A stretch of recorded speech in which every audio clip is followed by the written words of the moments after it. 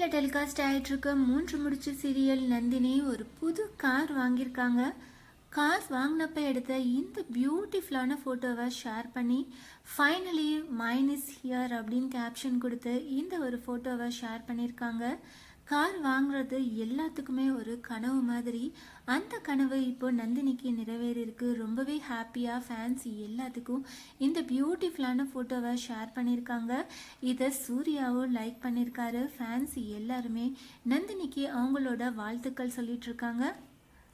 3 முடிச்சு serial shooting ஸ்பாட்டில் எடுத்த சில பியூட்டிஃபுல்லான ஃபோட்டோஸ் எல்லாம் சூர்யா ஷேர் பண்ணியிருக்காரு. சீரியல் ரொம்பவே பரபரப்பாக போயிட்டுருக்கு. ரீசெண்டாக டெலிகாஸ்ட் ஆன எபிசோடில் கோயிலில் சூர்யா நந்தினி 2 பேரோட கான்வர்சேஷன் எல்லாம் பார்க்கவே அவ்வளோ நல்லா இருந்தது அப்படின்னு தான் சொல்லணும். ரீசெண்டாக ப்ரோமோ போட்டுட்டாங்க.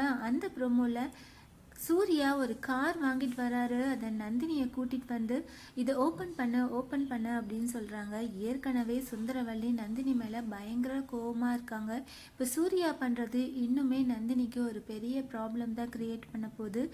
சுந்தரவள்ளி இன்னுமே நந்தினி மேலே ரொம்பவே கோவப்பட போகிறாங்க. சூர்யா அவங்க அம்மா இரிட்டேட் ஆகணும் அப்படின்னு பண்ணுற ஒவ்வொரு விஷயமும் நந்தினிக்கு தான் அஃபெக்ட் ஆகுது. இதனால் என்ன பிரச்சனை வரப்போகுது, அதை நந்தினி எப்படி சமாளிக்க போகிறாங்க அப்படின்றத நம்ம வெயிட் பண்ணி பார்க்கலாம். 3 முடிச்சு சீரியல் நந்தினி ஒரு பியூட்டிஃபுல்லான ஒரு புது கார் வாங்கி ஃபேன்ஸ் எல்லாத்துக்கும் அந்த ஒரு ஃபோட்டோவை அவங்களோட ஹாப்பினஸை ஷேர் பண்ணியிருக்காங்க. இதை பற்றி நீங்கள் என்ன நினைக்கிறீங்க? ப்ரோமோ பார்த்துட்டு வரப்போகிற இன்ட்ரெஸ்டிங்கான அப்கமிங் எபிசோட்ஸ்க்கு எவ்வளோ பேர் ஈகராக வெயிட் பண்ணிகிட்ருக்கீங்க அதை கமெண்ட் பண்ணுங்கள். இந்த மாதிரி அப்டேட்ஸ் தெரிஞ்சுக்க மறக்காமல் சேனலை சப்ஸ்கிரைப் பண்ணுங்கள்.